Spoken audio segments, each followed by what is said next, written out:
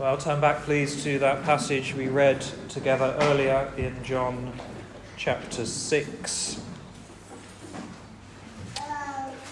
We have fairly recently at Down finished a series in John's Gospel, and when I came to this section, this particular passage that we're looking at this morning, which is from verses 16 to 21, when I was originally preparing this, which was some time ago now, I changed my mind in the middle of that preparation. I had thought that I would be focusing on Jesus as the bread of life, as that is what, after all, the bulk of this chapter is all about, isn't it? It follows on naturally from what we read at the beginning of chapter 6 in the feeding of the 5,000, where Jesus fed this enormous crowd of people with just 5 loaves and 2 fish. But I realized when I was looking at it that if I moved straight on to what is often called the bread of life discourse here in verse 22 in the ESV, that I wouldn't have much time to talk about Jesus walking on the water. And although it only takes up a few verses, very few verses here in John's Gospel, far less than if you compare it with Matthew's Gospel and Mark's Gospel, which give it a lot more space, I decided that I wanted to slow down a bit and devote a whole sermon to these verses, because they were speaking to how I felt and how a lot of the church at Down felt at that time. And I imagine they might feel, or they might speak to how some of you are feeling this morning. I've called this sermon Straining at the Oars, because that is how Mark describes, certainly in the NIV, he describes the disciples in his version of this story. It's a phrase, isn't it, that describes the disciples literally in their little rowing boat, struggling against the wind and the storm, but it describes many of us metaphorically. And it certainly wasn't stretching the text then, and perhaps it's not stretching the text today, that it may be how it applies to some of you this morning. You see, very few of us come to church, do we, with lives that we could describe as plain sailing. You know, it's interesting when you think about it, just how many of those sort of nautical expressions like that have made it into our English language to describe our fears and our feeble strength and our frail emotions. For example, we often talk about being out of our depth, or being all at sea, or feeling anchorless, or feeling rudderless, or as if we were sinking. Perhaps for some of you this morning, as you look out, all is calm and all is quiet on the horizon. In which case, give thanks to God for that. But you and I know that could change tomorrow. But some of you, perhaps, you are in the middle of a storm. The going is tough. You're battling to make headway, and to quote verse 18 here, the waters are rough. And so I think it is good for us, if not for you today, then next week, next year, the time will come. It is good for us to pause and to linger on this lake, that we might take stock of what these verses tell us, and so that we can receive the comfort and the assurance that they bring. You see, we might wonder why it is that John even includes this story here. Why doesn't he just go from feeding the 5,000 straight into the bread of life discourse? Now, it's true that it does help explain how it is that Jesus and the disciples ended up on the other side of the lake, but it also makes a more subtle but very important point. You see, John goes from big to small in this chapter. From 5,000 plus out on the hillside to this small boat of his disciples. The story will widen out again to the crowds in Capernaum in verse 24 and onwards, but for now the lens has narrowed and the focus is much smaller on this tiny group of the Lord's people. But the basic message is the same, that the disciples need Jesus just as much as the crowds did. And Jesus is just as able and willing to meet his disciples' needs as he was the crowds. And that, I think, is a helpful thing for us to remember, especially if you too are straining at the oars. At the heart of this story, of course, we have this storm, don't we? But if we look at it closely, we see that it is a storm that Jesus sends his disciples into, that Jesus sees his disciples struggling in, and that Jesus meets them in the middle of. And it's those 3 points that I'd like us to explore together with you this morning. Firstly, then, the storm that Jesus sends his disciples into. We read here that the disciples got into this boat on their own, leaving Jesus behind.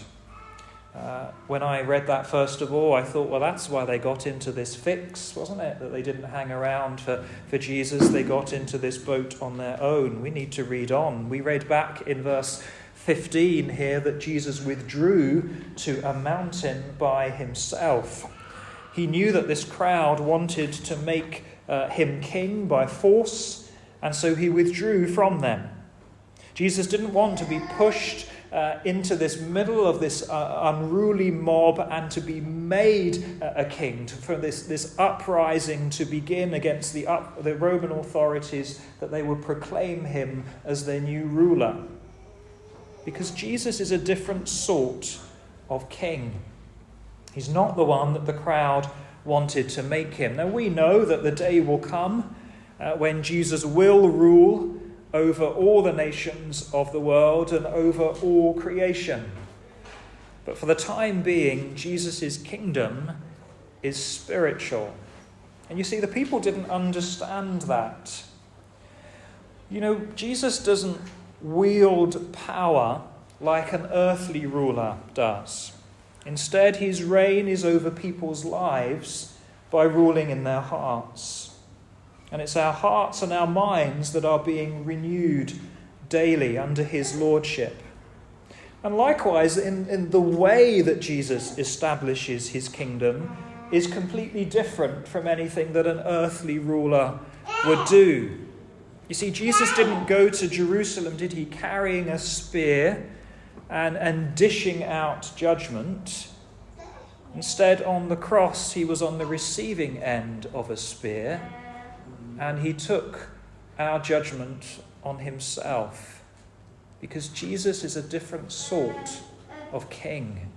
And so we read here in verse 15 that perceiving that they were about to come and take him by force to make him king, Jesus withdrew from them. And so Jesus wasn't with them when they left. In fact, both Matthew and Mark tell us that Jesus told his disciples to leave. He sent them away to go on ahead of him to Capernaum while he stayed behind to dismiss the crowd. And then we read that he went up on the mountainside to pray. And so the whole reason that the disciples ended up in this storm was because they were doing what Jesus told them to do. The storm came upon them not as a result of their disobedience, but because they were being faithful. You know, we know that it's true, isn't it, that sometimes we can bring storms, if you like, upon ourselves. We can end up adrift from God, and like the disciples here, we can find ourselves in a rough and a dark place because of our own sinful actions and the things that we have decided to do, that we have determined to go our own way. But the disciples here didn't go their own way. They went the way Jesus told them. And it was as a result of following him that they found themselves in the middle of the storm. Alistair Begg tells a very helpful story of a man on a boating lake. You know the sort of thing, if any of you have ever been to Hever Castle has one, if you've been there, or Swanley Park has one. It's this boating lake. You know what it is, that you pay your money to the man and you take out your little rowing boat for half an hour or whatever it is, and at the end of that time he calls through his tannoy, and he calls you back in. Well, Alistair Begg tells the story of how one man went out in his boat, and how at the end of that time the man on the shore called out to him, "Come in, number 9." But no number 9 came in. In fact, there was no sign of the boat at all. Well, perhaps it was one of those lakes that has a little island in the middle, and perhaps that the boat was hidden behind, so the man wasn't too worried on the shore. But a few minutes later, he called out again, took his tannoy, and he called out, "Come in, number 9.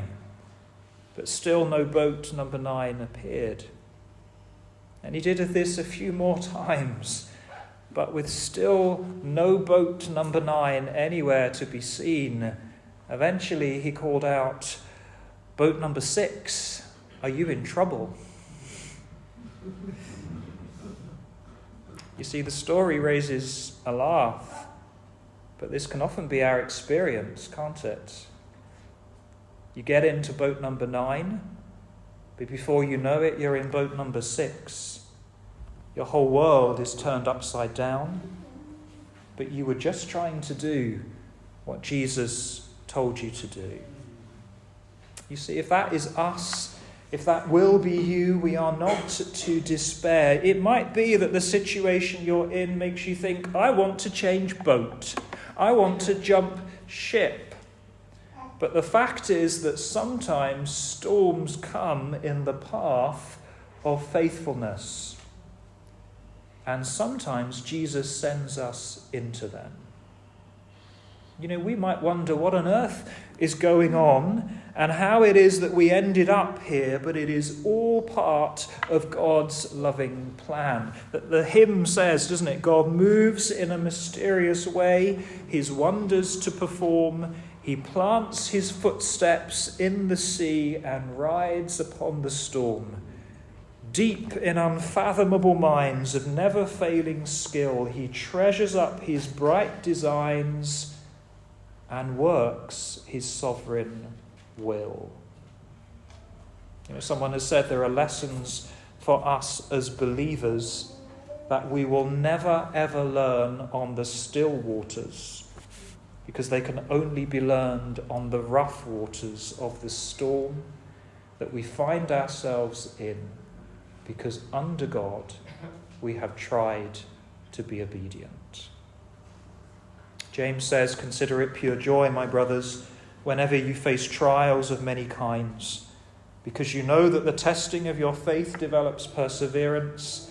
Perseverance must finish its work, so that you may be mature and complete." The storm, then, that Jesus sends us into. The second thing I'd like us to notice is the storm that Jesus sees his disciples struggling in. I don't know if any of you have ever been to Israel or ever been to the Sea of Galilee, but if you have, or you might generally know, that storms come up very quickly on the Sea of Galilee. It's about 600 feet below sea level, and when the cool air rushes in from the southeast off the plateaus, it displaces the warm air over the lake and it churns up the water. And violent storms are very, very common there, as we know from elsewhere in the Bible, because we have that other occasion, don't we, when Jesus calmed the storm. And on that occasion, he was actually with his disciples in the boat. It's just that he was sleeping while they were panicking. The disciples' experience here reminds us just how quickly our situations can change. From being calm one minute to finding ourselves in the middle of a violent storm the next. Like I said at the beginning, if all is calm on your horizon right now, praise God. But it might not be tomorrow, or it might not be next week. Our situations can change rapidly. But these verses tell us that Jesus sees when his people are struggling. You see, the disciples set off in the evening, and we learn from Matthew and from Mark that it was during the fourth watch of the night. That is, it was between 3 and 6 o'clock in the morning when Jesus walked out on the water to them. In other words, they had been out on the lake for a long time, longer than they had expected.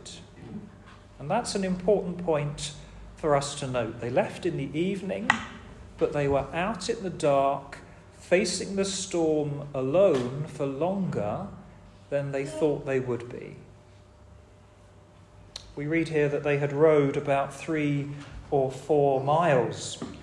That's what it says here, 3 or 4 miles. That means they were out in deep water at this point. And I emphasize that because there are some skeptics who dispute this, that they question whether Jesus actually walked on the water. We always have skeptics, don't we, of the Bible, that anything that is supernatural in the Bible, people try to find rational reasons to explain away. And so they say here that this word on the water, well, it should actually be translated by the water, meaning that what Jesus was doing, he was actually walking beside the sea. He was walking along the side of the sea, by the seashore. When the disciples saw him, he wasn't on it.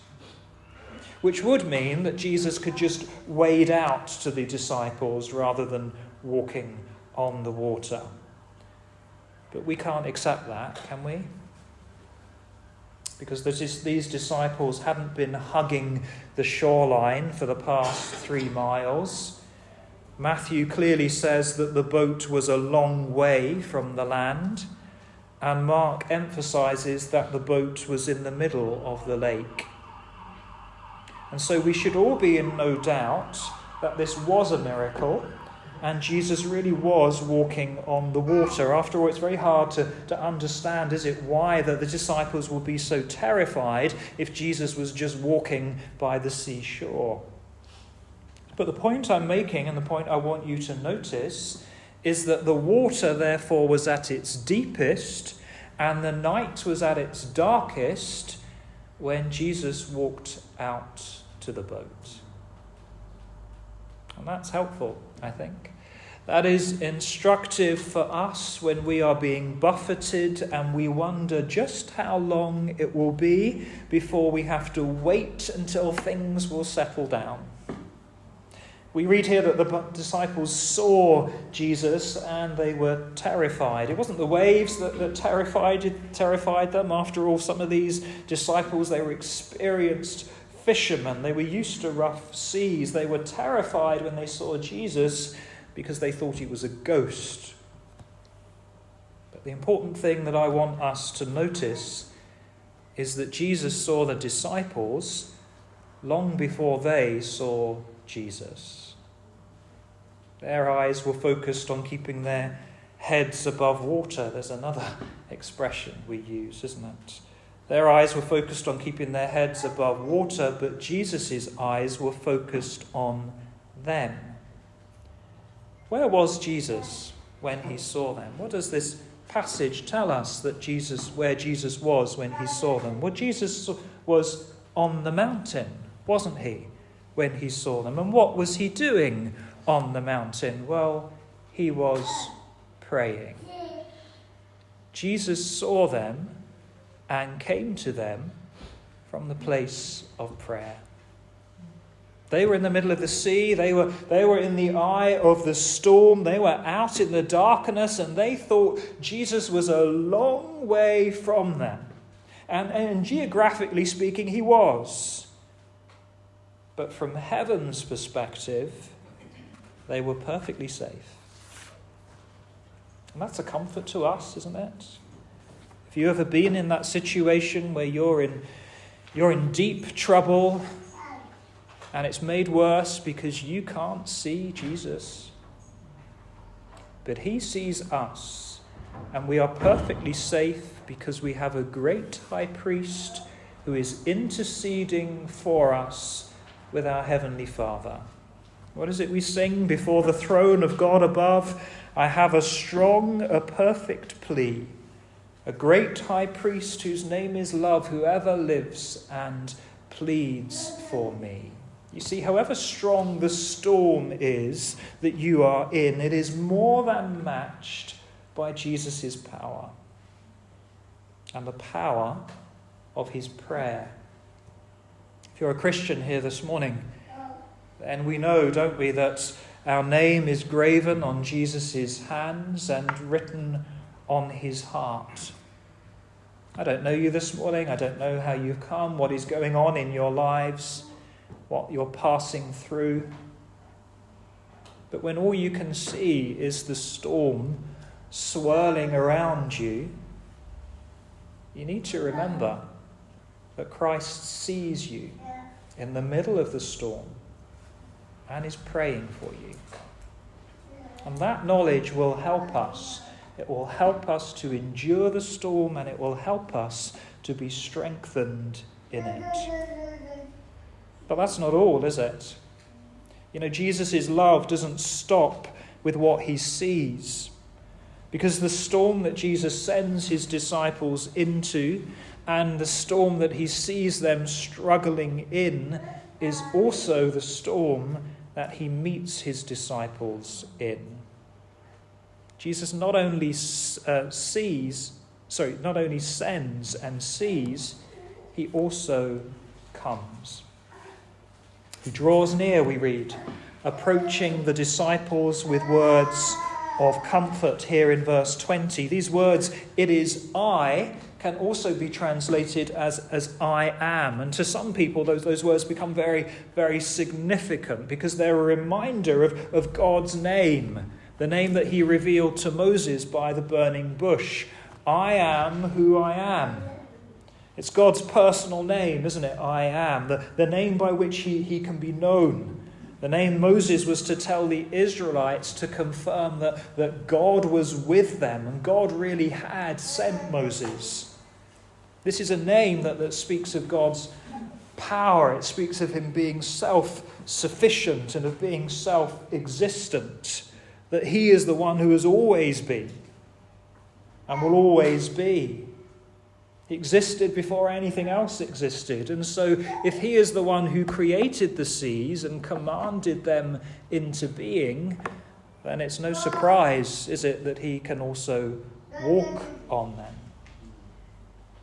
Of course, we know that I am in John's Gospel. If you know your John's Gospel, I am is a big thing for John in Gospel. In John's Gospel, we have those sayings, don't we? I am the way, the truth, and the life. I am the gate. I am the good shepherd. I am in John's Gospel is important. And so these words may be another indication of Jesus here affirming, telling his disciples that he is God. But we also need to recognize that they're very natural words in the Greek. The words translated here, "it is I," are also the very normal way of saying, "it's me." Just like you or I might say to someone to reassure them. My dad used to have a key to his parents' house when they were older, so he could just let themselves in. My nan in particular, she used to suffer from panic attacks if anyone rang the doorbell. And so my dad would just let himself in with the key, let himself in and say, "It's only me." They are simple, reassuring words. Words of familiarity, words of love, which coupled here with don't be afraid, are designed to overcome shock and fear. You see, walking on water wasn't something Jesus did to amaze his disciple. Jesus isn't some magician who performs magic tricks for applause. Instead, it's another sign of his absolute control and his absolute power over the world he has created. Many of you, I'm sure, will know that the sea in the Bible is a symbol of chaos and fear. When we read in Revelation that in heaven there will be no more sea, makes some of us feel a bit sad if we love going to the seaside that there'll be no more sea. What it means is that there won't be any evil, there won't be any chaos and any turmoil. It's symbolic language. All that will be taken away in heaven.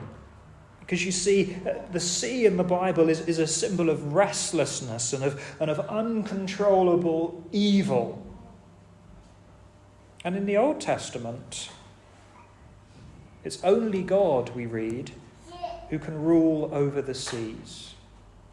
He is the one, according to Job, who set its boundaries in place and said to the proud oceans, "Go no further." He is the one, according to the psalmist, who sits enthroned over the flood, and he is the one who stills the roaring of the seas. You see, Jesus comes here to his disciples in all his power and in all his comfort, and the disciples willingly take him into the boat. And interestingly, verse 21, immediately the boat reaches the shore where they were headed. Actually, if you read the commentaries here, that's a miracle in itself. There are two miracles going on here, not just Jesus walking on the water, but the fact that that boat immediately ended up at the shore. It's an example of what we read in Psalm 107. He stilled the storm to a whisper. The waves of the sea were hushed. They were glad when it grew calm, and he guided them to their desired haven. Matthew Henry says, "If we have received Christ Jesus the Lord, though the night be dark and the wind high, yet we may comfort ourselves with this, that we shall be at shore shortly and are nearer to it than we think we are." You see, the peace here is immediate. The strain stops straight away once Jesus is with them. I don't know your backgrounds or how old you are. Some of you might remember a few years ago now, or some years ago, it used to be popular to say, "Let go and let Jesus." The idea that the Christian life is all about just letting Jesus take control, and as believers we don't need to do anything. Well, it's true that we can't do anything in terms of saving ourselves. Jesus must and has done that. But we do still need to make an effort in other ways. We do need to pursue holiness. We do need to live the Christian life. We do need to work out our salvation with fear and trembling. And so what we have in these verses isn't let go and let Jesus, but there is a real rest that comes immediately from having him in the boat with us. The straining stops straight away, and immediately the haven was reached. So can I ask you this morning as I close, are you straining at the oars? Do you long for your straining to stop? You know, time and again the Bible tells us, doesn't it, about the peace that only Jesus can give us. The psalmist in Psalm 73, he was all churned up until he entered the sanctuary and he found God. Time and again we read that Jesus is our refuge, our retreat, our shelter, and our safe place. We are all at sea until we find our haven in him. And you see, this little story, these few 4 verses, are such a picture. They're such a picture of what the Bible is all about. You see, Jesus doesn't just see our need and stand at a distance, does he? He comes to us. And that is the message of the gospel. Jesus didn't stay on his mountaintop in heaven, in his high and exalted place, having perfect communion with his Father. Instead, he saw his needy people. He saw you and me, and he came to us. And on the cross, he walked into the storm, and he walked into the darkness, and he did it all in order to rescue people like you and me. This is the gospel. This is what Jesus is doing. And so the question to close for all of us this morning is, do you want to be rescued? And do you want the immediate peace that Jesus can give you, that only Jesus can give you? You know, sometimes we're so stubborn, aren't we? We're so pig-headed. Perhaps you know people like this. Perhaps you are like this. And you would rather stay in your darkness. You would rather everyone in church or everyone around you knew that you're in a dark and miserable place, and you'd rather say, woe is me, just everyone look at me and pay attention. You'd rather say, woe is me, than reach out to find the peace that you can have. You'd rather everyone knew that you were in the middle of a storm rather than accept the peace that Jesus offers. It's interesting that Mark tells us in his gospel that Jesus was about to pass the disciples by until they cried out to him and he climbed into the boat. Well, will you cry out to him this morning? Are you willing to take Jesus into your boat that the strain might stop, that he might bring you to his place of peace and his place of safety? Or are you content to let him pass you by? Let's pray.